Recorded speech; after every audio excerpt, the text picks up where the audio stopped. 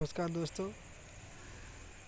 Next exam study में आपका स्वागत है। आज का हमारा विषय है विश्व का भूगोल। विश्व का भूगोल में हम लोग 25 क्वेश्चन को लगभग आज डिस्कस करेंगे।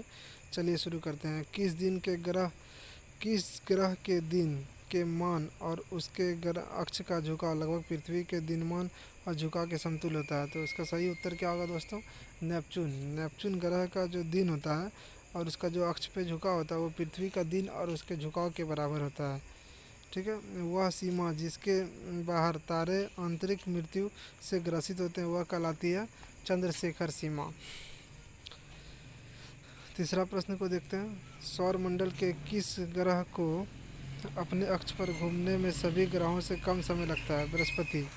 कौन क्या आंसर होगा उसका? बृहस्पति। बृहस्पति ग्रह को सौर मंडल का एक ऐसा ग्रह है जिसको सबसे कम समय लगता है अपने अक्ष पर घूमने में। चौथा क्वेश्चन को देखेंगे। किस ग्रह का सूर्य के परितः परिभ्रमण काल अधिकतम होता है? नेपच्यून। रात्रि के समय दिखाई पड़ने वाला सर्वाधिक चमकीला तारा कौन सा होता है? सीरियस तारा। कौन सा तारा होता है? सीरियस तारा। सूर्य का जो भाग हमें दिखाई देता है क्या कहलाता है? प्रकाश मंडल। सूर्य देखिए, सूर्य जब हम लोग जब देखते हैं तो सूर्य का जो भाग हम लोग को दिखाई पड़ता है उसको क्या बोलते हैं? प्रकाश मंडल। क्वेश्चन नंबर 6 को कर लिया। अब 7 को ध्यान देंगे। यह किसने सर्वप्रथम प्रतिपादित किया कि सौर मंडल का केंद्र और सौर मंडल का जो केंद्र होता है सूर्य सौर मंडल का केंद्र और पृथ्वी उसकी परिक्रमा करती है? कॉपरनिकस। कॉपरनिकस ने क्या कहा था? सूर्य जो होता है सौर मंडल का केंद्र और पृथ्वी उसकी परिक्रमा करता है। सूर्य जो है सौर मंडल का केंद्र है और पृथ्वी उसकी परिक्रमा करता है। किसने कहा था? कॉपरनिकस ने। 8 नंबर प्रश्न की ओर ध्यान देंगे। उत्तरी गोलार्ध में सबसे छोटा दिन कब होता है? 22 दिसंबर को। उत्तरी गोलार्ध जो होता है, देखिए उत्तरी और दक्षिणी गोलार्ध दो गोलार्ध होते हैं। तो उत्तरी गोलार्ध में जो होता है ना सबसे छोटा दिन वो 22 दिसंबर को होता है। चलिए क्वेश्चन नंबर 9 को ध्यान देंगे। 23.5 डिग्री उत्तरी अक्षांश रेखा को क्या कहते हैं? कर्क रेखा। वही 23.5 डिग्री दक्षिणी अक्षांश को क्या कहेंगे? मकर रेखा। ठीक है। और जो 0 डिग्री रेखा होती है उसको बोलते हैं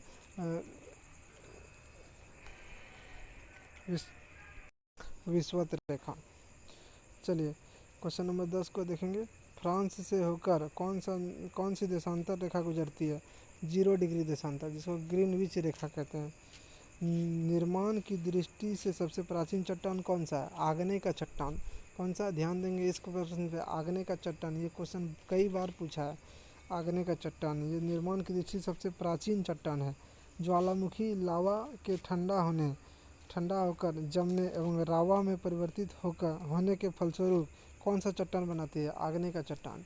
आग्नेय का चट्टान जो होता है मुख्यतः ज्वालामुखी के फटने से ही बनता है। उसमें जो लावा निकलते हैं उसको ठंडा हो जाएगा जब तो चट्टान का निर्माण करती है, उसी को आग्नेय का चट्टान कहते हैं। तो क्वेश्चन नंबर 13 पर ध्यान देंगे। विश्व का सबसे ऊंचा ज्वालामुखी पर्वत कौन सा है? कोटोपैक्सी। कोटोपैक्सी जो है विश्व का सबसे ऊंचा ज्वालामुखी पर्वत है। ज्वालामुखी विस्फोट के कारण जो पर्वत का निर्माण हो जाता है उसमें सबसे ऊंचा पर्वत है कोटोपैक्सी। उसकी जो लंबाई है 8,597 मीटर। उसकी जो ऊंचाई है 8,597 मीटर है। 8597 मीटर हाइट है। एल मिस्टी ज्वालामुखी किस देश में स्थित है? पेरू में। एल मिस्टी ज्वालामुखी, ये क्वेश्चन भी कई बार आया है दोस्तों। एल मिस्टी ज्वालामुखी जो है, क्वेश्चन नंबर 14 को ध्यान देंगे। एल मिस्टी ज्वालामुखी जो है वो कहाँ किस देश में स्थित है? तो पेरू में स्थित है। 15 पर ध्यान देंगे। एशिया का सबसे गर्म स्थान जैकोबाबाद किस देश में है? तो हमारा सबसे बोले तो पूरा विश्व का सबसे बर्बाद देश पाकिस्तान में है। ठीक है। जैकोबाबाद कहाँ है? पाकिस्तान में है। एशिया का सबसे ठंडा स्थान कौन सा? बरखोयांश। सबसे ठंडा स्थान कौन सा? बरखोयांश। चलिए 17 नंबर क्वेश्चन पर ध्यान देंगे। मुस्लिमों की सर्वाधिक आबादी वाला देश कौन सा? इंडोनेशिया। इंडोनेशिया। मुस्लिमों की सर्वाधिक आबादी वाला देश कौन सा? इंडोनेशिया।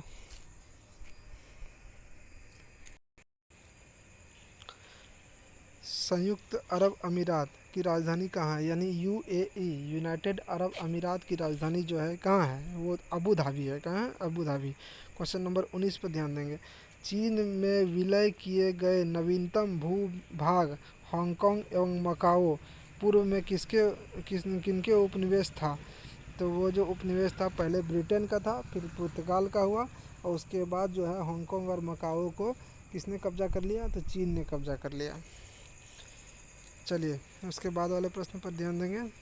किस देश को सुकुमार फूलों का देश कहा जाता है? जापान को। जापान को क्या कहा जाता है? सुकुमार फूलों का देश कहा जाता है। चलिए क्वेश्चन नंबर 21 की ओर ध्यान देंगे। पोर्ट लुइस किस देश की राजधानी है? मॉरिशस। मॉरिशस की राजधानी है पोर्ट लुइस।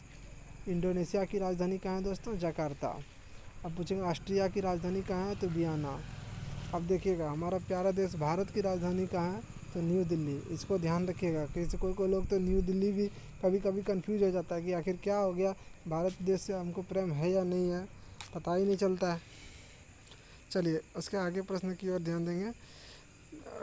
डिसमल दलदल किस देश में है? संयुक्त राज्य अमेरिका में। डिसमल दलदल, दलदल का नाम है डिसमल दलदल। ठीक है, डिसमल दलदल ये कहाँ है? संयुक्त राज्य अमेरिका में है। कौन सी गैस ओजोन परत को सर्वाधिक नष्ट करती है?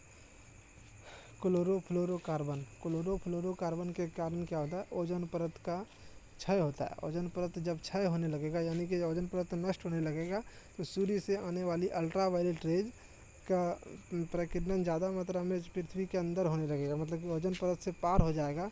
जब पार होने के बाद वो पृथ्वी पर पड़ेगा तो हमारे हमारे यहाँ पे अनेकों जीव जंतु मरने लगेंगे, कई तरह की बीमारियाँ, चर्म रोग, कैंसर तक का होने की संभावना बढ़ जाती है।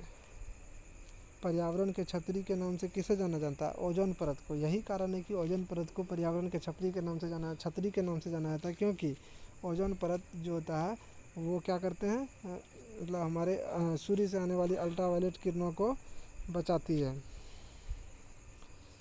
हमें बचाती है। ठीक है। भारत की कौन सी नदी कर्क रेखा को 2 बार काटती है? तो माही को याद रखिएगा। ठीक है, झारखंड वाला माही, ये महेंद्र सिंह धोनी माही वाला नहीं। ठीक है, माही नदी है भारत का जो एक माही नदी है वो कर्क रेखा को 2 बार काटती है। चलिए दोस्तों, आज का 25 क्वेश्चन यहीं समाप्त होता है। कल आगे हम 25 क्वेश्चन को फिर लेकर आएंगे। भूगोल के अंदर ही 25 क्वेश्चन को लेकर आएंगे, जो बहुत ही मोस्ट इम्पोर्टेंट क्वेश्चन है, उसको करेंगे। और थोड़ा हमारा साथ दें। Thank you.